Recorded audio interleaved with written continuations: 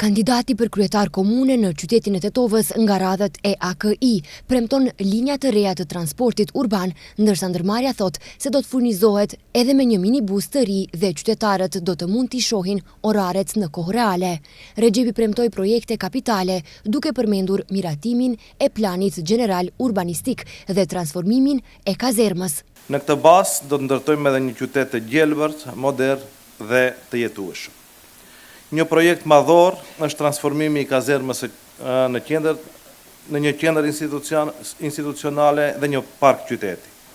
Mbi 190.000 metra katror hapësirë publike do të kthehen në shërbim të qytetarëve, të institucioneve të përqendruara në një vend, më thënë edhe komuna, gjykata, policia dhe një park funksional i qytetit për sport dhe rekreacion.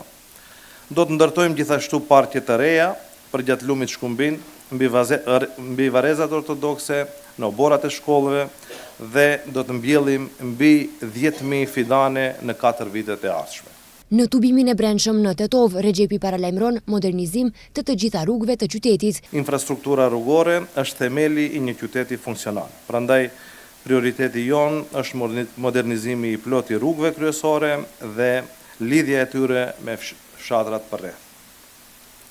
Ne do të përfundojmë dhe modernizojmë bulevardin Blagoja Toska në të dy drejtimet, nga shkolla e mesme tekstile deri te rreth rrotullimi në rrugën e Ilindenit dhe nga ana tjetër deri në lagjen Drenovec.